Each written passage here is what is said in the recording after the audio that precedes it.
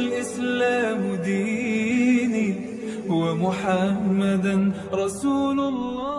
Anda bisa mendapatkan kebahagiaan dalam aktivitas apapun sekalipun sederhana. Tapi ketika kebahagiaan itu tidak diiringi dengan ridha Allah, rasanya itu akan selalu sementara.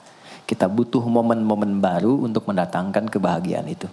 Tapi titik poin ketika Allah ridha dengan apa yang kita kerjakan, apa yang kita lakukan, maka Allah akan tanamkan satu cawan yang luas kandungannya, yang bisa menerima setiap keadaan dengan hal yang paling menyenangkan. Apapun yang kita lihat selalu nyaman. Yang kita dapati, kita ridha dengan apa yang Allah berikan. Keadaan itulah yang oleh Nabi itu diungkapkan dengan komen yang sangat simpel tapi dalam isinya. Kata Nabi, ajaban li amril mu'min. Orang beriman itu kalau benar imannya, maka kehidupan itu mengagumkan. Bila dia mendapatkan kesuksesan, dia iringi dengan kesyukuran. Sehingga sifatnya tetap proporsional. Dia sukses tapi ada keseimbangan dengan syukur. Sehingga tidak berlebihan menyalurkan kesuksesannya itu. Dan dengan sifat berlebihan itu hanya memberikan beban pada dirinya. Saya pernah sampaikan kan, di kesuksesan itu identik dengan gaya hidup. Rumus gaya di fisika itu kan selalu F1 banding lurus dengan F2. Apa yang didapat itu yang keluar. Tapi orang tidak boleh lupa bahwa F itu selalu berbanding lurus dengan P. Gaya berbanding lurus dengan tekanan, hukum Pascalnya. Semakin banyak gaya, semakin tertekan hidupnya. Itu bandingan nilai kehidupannya. Nah, jadi gaya itu diperkenankan. Karena itu bagian dari energi. W sama dengan F dikalikan S. Hukum energi kan begitu. Jadi hidup nggak mungkin kalau nggak ada energi. Tapi energi yang terbaik itu akan dihasilkan, membawa kesuksesan kebahagiaan ketika ridha Allah tertanam. Saat dia sukses, dia bersyukur sehingga proporsional. Saat dia merasakan duka pun, dia nyaman karena punya sabar. Nah, sabar itu mahal. Di Jepang ada banjir, itu bisa minta maafnya luar biasa, tak tahan dia bunuh diri. Di kita banjir bisa berenang. Itu gambaran. Cuma kalau nggak seimbang repot juga. Nah, membangun keseimbangan itu butuh konektivitas yang kuat dengan Allah. Konektivitas itulah yang dalam bahasa agama disebut dengan sholat namanya. Ya. Di pertemuan lalu kita sudah mencakup beberapa bagian dari sholat itu. Tapi saya ingin tekankan sedikit untuk menguatkan. Sholat berasal dari kata wasala atau silatun. Dasarnya kata wasala yang berarti terkoneksi dengan kuat. Terhubung dengan erat. Kita pernah dengar istilah silaturahmi kan? Ya kan? Kalau kita kumpul, bahasa kerennya saya mau silaturahmi kan? Tapi goalnya tercapai nggak? Ya, silaturahmi itu kan dari kata silah, terhubung dengan erat, rasa sayang dan perhatian. Sehingga parameternya itu bukan saat datang. Kalau datang kita nyapa, wajar karena orangnya ada. Tapi kalau berpisah kita masih ingat, masih peduli, masih mendoakan, masih ngontak, itulah silah namanya. Di setiap keadaan kita masih terkoneksi. Keadaan kita yang terhubung dengan Allah. Sehingga di setiap tempat kita diperhatikan. Di pekerjaan kita dibimbing. Di rumah tangga kita diiringi. Sehingga semua berjalan mudah dan membahagiakan. Yang melatih kita untuk terkoneksi sehingga nggak putus dengan Allah. Itulah yang disebut dengan sholat. Sehingga goal dari sholat itu adalah membangun konektivitas kita dengan Allah yang kuat. Itu yang dimaksud di Quran surah keempat An-Nisa di ayat 103. فَإِذَا قَضَيْتُمُ الصَّلَاةَ maka jika Anda telah tuntas mengerjakan sholat, فَاذْكُرُوا اللَّهَ.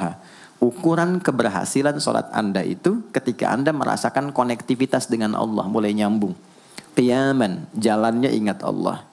Sehingga kalau orang jalan, bekerja di apapun, saat dia ingat Allah, dia bisa memfungsikan tubuhnya sehingga tidak mengerjakan apa yang Allah tidak sukai.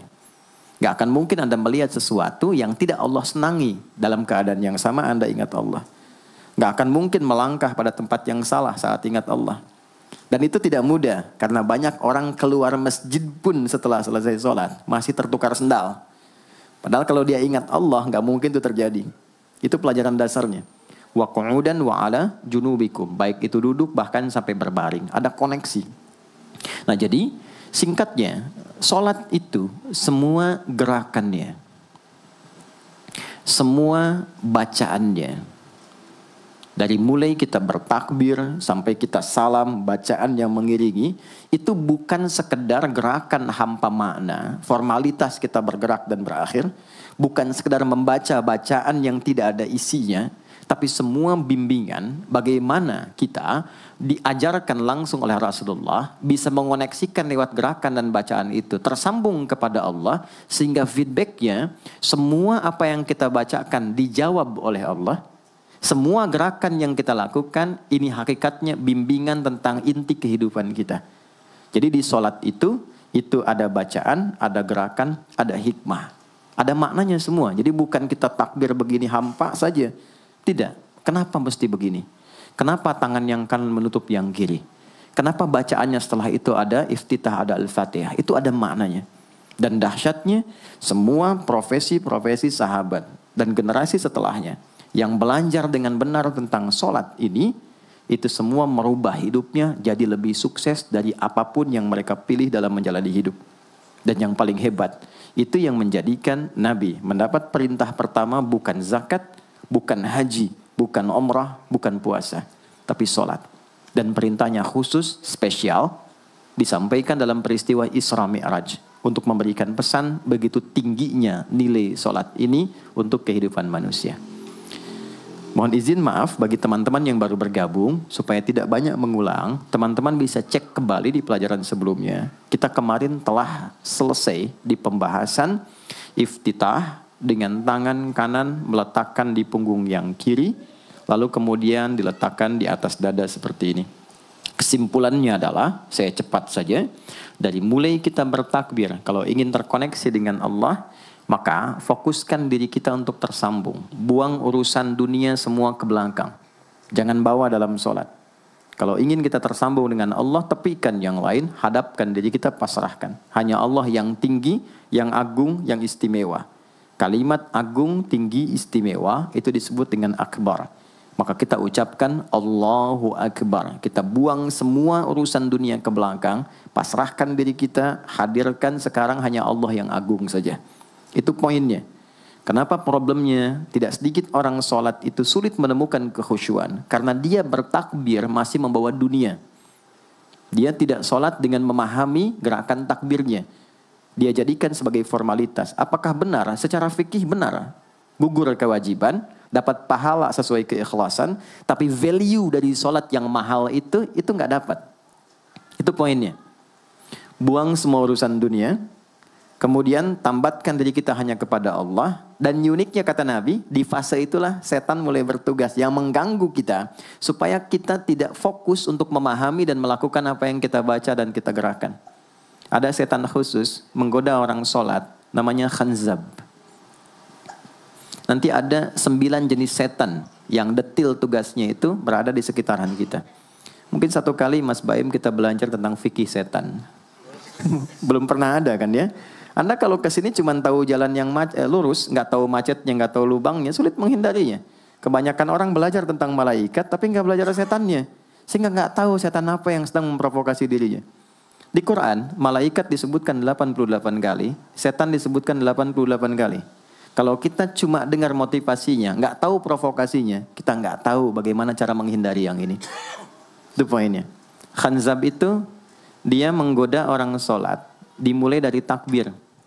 Jadi kalau belum takbir, Anda bisa merasa fokus apa saja. Nggak percaya silakan. Sebelum takbir tuh bisa siap fokus. Tapi begitu Anda mulai bertakbir, di hadis riwayat Abu Daud, Allahu Akbar, fayaqulu syaitanu. Maka di sini setan mulai tugasnya untuk mengganggu orang supaya nggak dapat nilai-nilai tadi. Maka dia berkata, udhkur kadza. Kamu ingat ini ya, kamu ingat itu ya. Betapa Anda memulai dengan membuang semua urusan dunia. Tapi kalau sudah takbir, itu setan yang install. Masuk sendiri dia. Makanya kalau nggak percaya silakan nanti zuhur tuh ya. Begitu Anda takbir, itu masuk semua. Ingat ini, ingat itu, mobil parkir di mana. Sampai ceramah saya sekarang pun itu akan masuk. Ingat ya, ada setan yang goda. Nah itu setan itu. Itu setan sendiri. Membuat kita itu begitu lupa. Sampai lihat ujung hadisnya. Hatta la yash'ural musalli kam raka'atan yusalli. Sampai nanti akan ditemukan orang sholat. Dia tidak sadar berapa rakaat sedang menunaikan sholatnya. Nah itu kalau Nabi sampaikan pasti terjadi. Poin untuk kita bisa mengatasi itu, poinnya apa? Quran surah ke-29 dulu, ayat 45.